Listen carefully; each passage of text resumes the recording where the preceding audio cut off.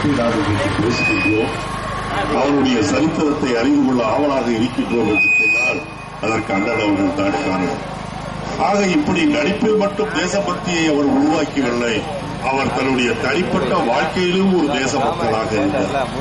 India மீது சீனாவும் மற்ற நாடுகளும் போர் கொடுத்த போது அந்த போர் முனைக்கே சென்று வீரர்களை பதிலளிப்பதற்காக தன்னுடைய உயிரை பற்றி கவலைப்படாமல் அந்த போர் முனையில் அவர் கலை நிகழ்ச்சிகள் நடத்தி அந்த வீரர்களுக்கு ஒரு உற்சாகத்தை தந்தார் என்பதோடு மட்டுமல்ல, அதற்காக நிதி உதவி செய்யும் போது தன் மனைவி கமலாம்மாவோடு சென்று அவர்கள் நாட்டினுடைய பிரதமர் முன்பு அணிந்திருந்த அத்தகையிலும் கழித்து தந்தார் என்பதனால் சரித்திரம். அண்ணன் அவர்களை பொறுத்தவரை யாருக்கு உதவி செய்தாலும் அதை வெளியே சொல்லிக் கொள்வதிலே அக்கறை இல்லாதவர்கள். இன்றைக்கெல்லாம் உங்களுக்கு தெரியும், 10 ரூபாய்க்கு ஒரு சின்ன உதவி செய்கின்றோம் என்று சொன்னால் 1000 ரூபாய்க்கு நிலவரப்படக்கூடிய இந்த காலத்திலே, அந்த காலத்திலேயே ஆயிரக்கணக்கான ரூபாய்களை ஏழை எளியவர்களுக்கு தந்த அண்ணன் அவர்கள் அதை பற்றி பறைசாற்றிக் கொள்ளாமல் இருந்தார்.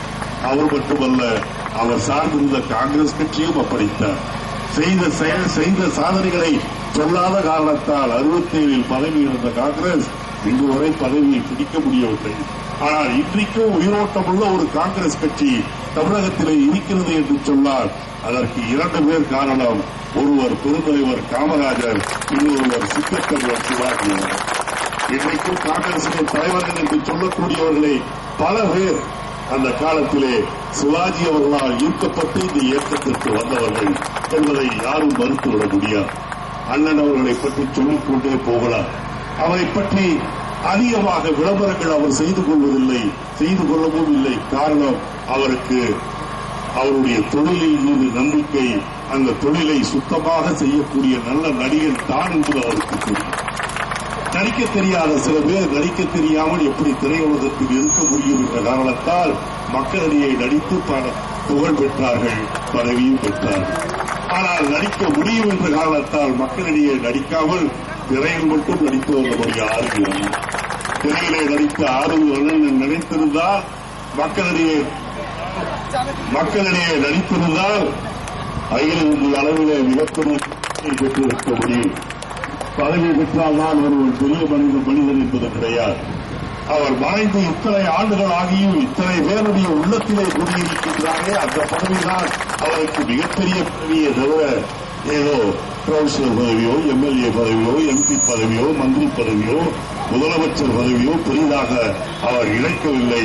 அதுவும் நிலைத்து நிற்காத பதவிகள். இன்றைக்கு அண்ணன் இறந்து எத்தனை ஆண்டுகள் ஆனாலும் இன்றைக்கும் அண்ணனுடைய படம் ஓடுகிறது என்று சொன்னால், நான் ஏற்கனவே சொன்னேன், அண்ணன் அவர்கள் யானையை போட்டது. இருந்தாலும் 1000 பொன், இறந்தாலும் 1000 பொன் என்று சொல்லுக்கு ஏற்ற ஒரு உதாரணம், முழு உதாரணம் அண்ணன் அவர்கள் தான். நடிப்பை பற்றி நான் ஒன்று சொல்ல தேவையில்லை. இன்றைக்கு இந்த சினிமா உலகிலே மிக காமாக இருக்கின்ற கமலஹாசனும் ரஜினிகாந்துமே சொல்லிவிட்டார்கள், நாங்கள் அண்ணனை தான் நடித்து வந்தோம். கமலஹாசன் அவர்கள் மிகப்பெரிய நடனத்திலே வல்லவர், நடிப்பிலே